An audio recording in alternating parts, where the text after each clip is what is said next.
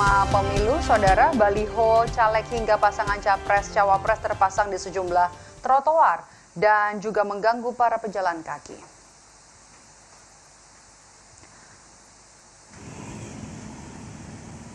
Baliho dan spanduk caleg dan pasangan capres-cawapres terpasang semeraut di sejumlah trotoar di kawasan Jakarta Timur. Bahkan baliho memakan sebagian trotoar hingga menghalangi pejalan kaki yang melintas.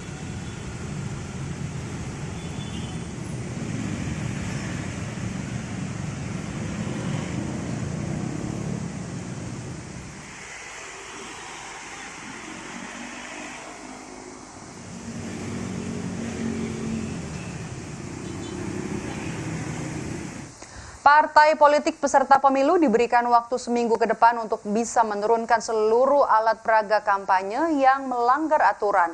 Hal ini telah disepakati dalam rapat di Balai Kota DKI bersama KPU, Bawaslu, Satpol PP hingga perwakilan parpol.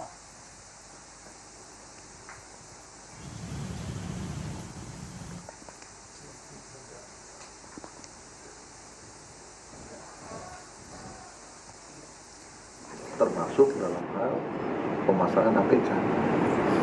Mana yang disampaikan bahwa pemasangan APK-nya itu melanggar, ya tentu sebagai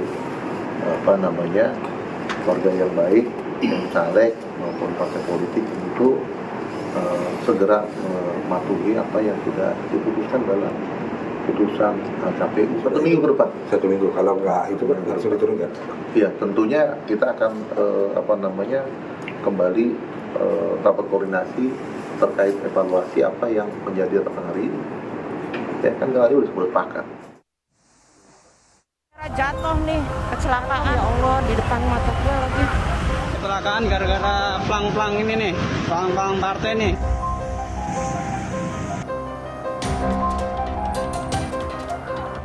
Niat cari simpati rakyat justru malah melukai rakyat. Sepasang lansia terjatuh dari sepeda motor setelah tersangkut bendera partai di Jalan Layang Kuningan, Mampang, Jakarta Selatan. Memang, sepanjang jalan layang ini nyaris penuh dengan bendera partai politik. Padahal, berdasarkan surat keputusan KPU DKI Jakarta nomor 363 tahun 2023, sudah diatur lokasi yang dilarang untuk memasang APK, salah satunya di jalan layang. Bendera partai, alat peraga kampanye ini memang terlalu berada dekat dengan jalan raya. Hempasan bendera ini sedikit mengganggu jarak pandang dari pengguna jalan. Jadi tidak heran jika kemarin ada korban, memakan korban sepasang kakek nenek yang memang mengalami kecelakaan di sekitar sini. Pengendara jatuh karena alat peraga kampanye sesungguhnya bukan kali pertama terjadi. Sebelumnya seorang pengendara motor terluka di bagian kepala setelah tertimpa baliho caleg di kawasan Daan Mogot, Jakarta Barat. Akibat luka di bagian kepala, korban dilarikan ke rumah sakit terdekat. Warga pun khawatir dan berharap alat peraga kampanye yang melanggar aturan segera ditertibkan. Menurut saya sih harapan saya ya, supaya bisa ditertibkan aja gitu alat peraga kampanye yang ada di pinggir jalan yang udah mau jatuh itu menutupi jalan ya. Kalau ditertibkan aja supaya lebih aman. Kalau bisa ditertibkan, kalau mau pasang tuh yang bisa menjadi safety-nya. Pihak Pemda atau dari pihak KPU atau Bawaslu kalau bisa ikut turun tangan untuk memperhatikan. Segera turun tangan ya? Iya. Jangan sampai jatuh korban yang berikutnya. Itu aja. Merespons kekhawatiran warga, Bawaslu Pusat pun memerintahkan Bawaslu Kabupaten Kota hingga Provinsi berkoordinasi dengan KPU dan Satpol PP melakukan penertiban. Merintahkan kepada teman-teman Bawaslu Kabupaten Kota Provinsi untuk memperhatikan pemasangan alat peraga bekerja sama koordinasi dengan Satpol PP karena ini sudah membahayakan, sudah ada korban sehingga kemudian perlu jadi perhatian kita bersama. Kami akan mengingatkan KPU juga untuk juga mengingatkan peserta pemilu dalam hal pemasangan alat peraga. Sehingga kita harapkan ke depan partai politik, para caleg yang berkontestasi di pemilu kali ini bisa lebih tertib dalam mengkampanyekan dirinya menggunakan baliho sehingga tidak mengganggu pengguna jalan yang sedang melakukan aktivitasnya. Mario Sarong, Sultoni, Kompas TV, Jakarta.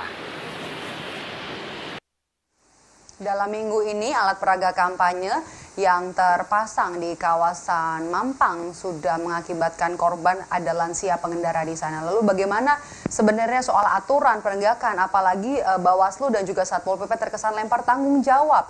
Bagaimana evaluasinya tentang pemasangan alat peraga kampanye, kita akan bahas bersama dengan peneliti dari Perludem, ada Fadli Ramadhanil. Selamat sore Mas Fadli, terima kasih sudah meluangkan waktu untuk Rumah Pemilu. Saya mau langsung tanya, sebenarnya kalau untuk pemasangan APK, kita bahas saja untuk wilayah DKI Jakarta, apa evaluasi dari Perludem? Ya, kalau dilihat di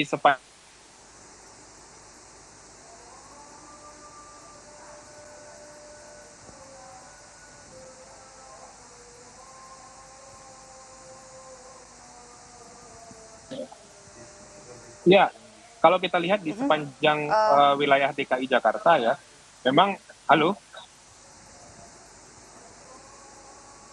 Halo? Ya, silakan Mas. Halo? Kalau kita lihat di sepanjang wilayah DKI Jakarta, memang pemasangan alat peraga itu sangat masif sekali, luar biasa, dan banyak sekali lokasi-lokasi yang pemasangannya itu tidak berada pada wilayah kampanye atau titik lokasi kampanye yang kemudian diatur oleh KPU. Misalnya di beberapa jembatan-jembatan penyeberangan, kemudian di jalan-jalan protokol, itu kan tempat-tempat yang pastinya tidak boleh melakukan aktivitas kampanye.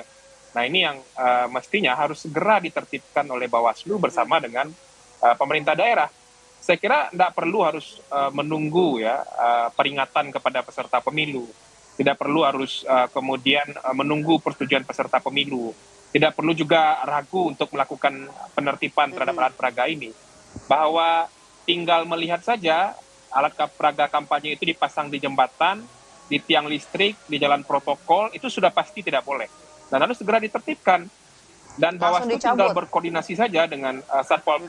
Betul, tinggal ditertibkan saja. Karena apalagi sudah ada korban, sudah membahayakan orang, sudah ada yang kecelakaan. Ini membuktikan bahwa pemasangan alat peraga kampanye di lokasi yang tidak sebagaimana mestinya. Jadi kalau itu sudah kalau penertibannya lama, misalnya bahaya. sudah jelas nih, di beberapa daerah kan juga banyak kasus ini. Kalau di Jakarta kan baru dalam pekan ini ya ada kasus yang terjadi, yang terakhir itu adalah di Mampang.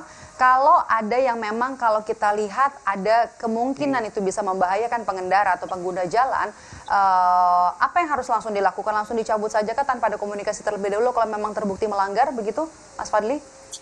Ya, Bawaslu tinggal berkoordinasi dengan pemerintah daerah, dalam hal ini Satpol PP, lalu kemudian menertibkan alat peraga kampanye itu. Jadi kalau minta izin pula kepada peserta pemilu, menurut saya itu aneh, Mbak. Karena masa orang melanggar kemudian sudah melakukan pelanggaran, karena sudah jelas, terus ketika akan karena sudah jelas melanggar ya, dulu dipasang kepada di tempat yang tidak seharusnya ya. Betul. Ini yang mestinya disadari oleh Bawaslu. Jadi kalau statement Ketua Bawaslu nanti akan mengingatkan KPU. Nah, kalau sampai sekarang masih ada di tempat-tempat dengan, yang tidak seharusnya, kalau gitu salah siapa dong, Mas? Ya berarti pertama peserta pemilunya begitu. punya betul, salah satunya Bawaslu lah untuk menindaklanjuti ini bersama dengan pemerintah daerah. Tentunya peserta pemilu memasang tempat yang tidak semestinya. Dan ini mesti jadi peringatan keras juga kepada para peserta pemilu, partai politik, caleg, dan juga pasangan calon presiden.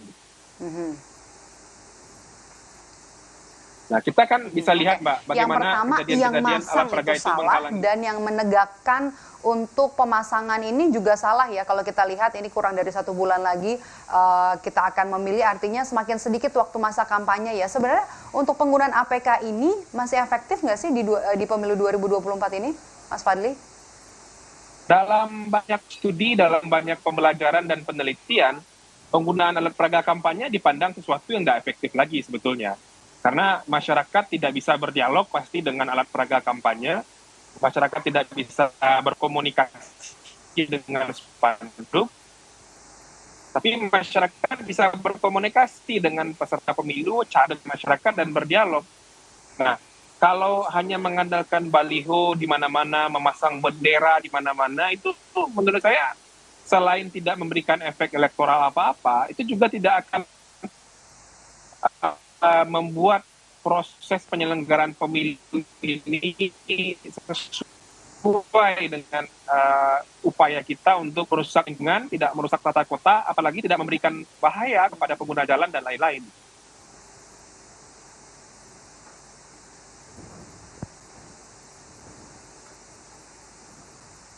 Oke, alat peraga kampanye yang sebenarnya tujuan sejatinya adalah untuk bisa menarik simpati publik dengan alat peraga kampanye yang dipasang melanggar aturan, menyalahi aturan ini, apakah tidak semakin mendegradasi kepercayaan publik atau juga simpati publik terhadap orang yang kemudian berkampanye kepada caleg atau juga capres begitu?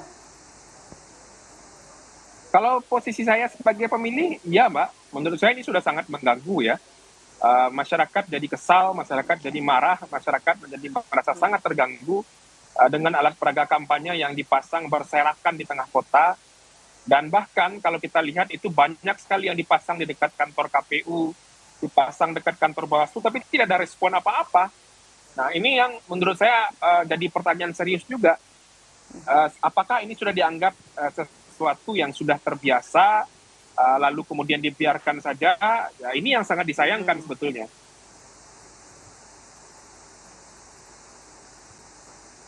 Oke, Mas Fadli, ini kan kalau kita lihat aturan setiap kota, kabupaten hingga provinsi sudah jelas, tapi kemudian aturan ini masih dilanggar dan ini juga semakin mendekati dengan berakhirnya nanti masa kampanye ya. Menurut Anda, apa yang perlu digarisbawahi? Apa yang salah di sini? Apakah karena ada yang bilang karena masa kampanye yang sangat singkat kalau kita bandingkan dengan pemilu-pemilu sebelumnya? Apakah itu juga bisa jadi alasan?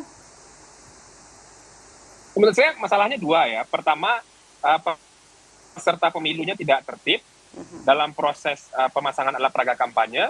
Dan yang kedua, penegakan hukumnya lemah. Nah, penegakan hukum lemah ini kan problemnya ada di Bawaslu, ada di pemerintah daerah melalui Satpol PP. Nah, kalau kemudian kita bicara apa yang salah, ya dua itu yang salah menurut saya.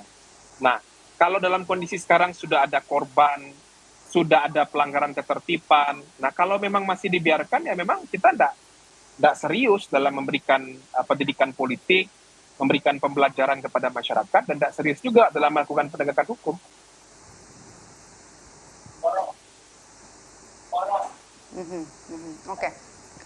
Oke, kalau begitu. Tadi permasalahannya yang dicatat adalah soal yang tidak tertib peserta pemilunya, kemudian juga pengawasnya juga tidak tegas menghukum, atau yang paling jelas adalah menertibkan ya semua APK yang terbukti menyalahi aturan. Evaluasinya akan seperti apa dari Perludem, catatan-catatan Perludem? Ya, saya kira ke depan peraga ini bisa ditegaskan saja, tidak boleh dipasang di jalan-jalan protokol maupun di jalan-jalan arteri ya. Coba bayang jembatan di jalan protokol di Jakarta, di ibu kota negara, menurut saya itu memalukan juga dan sangat merusak keindahan kota ya. Nah, makanya ke depan ditegaskan saja pemerintah daerah dengan Satpol PP, nggak boleh pemasangan alat peraga kampanye. Tapi kan problemnya kadang-kadang beberapa kepala daerah itu mereka juga bagian dari struktur tim kampanye. Bahkan beberapa di antara mereka kan juga bagian dari partai politik atau pengurus partai politik yang punya kepentingan elektoral juga dalam pemasangan alat peraga kampanye. Nah, makanya kuncinya sebetulnya ada di proses penegakan hukum menurut saya. Bawaslu ya sebagai aktor yang tidak punya kepentingan dalam pemasangan alat peraga, artinya tidak punya kepentingan dalam untuk proses elektoralnya. Nah, mestinya mereka melakukan proses penegakan hukum. Ini yang harus. Oke.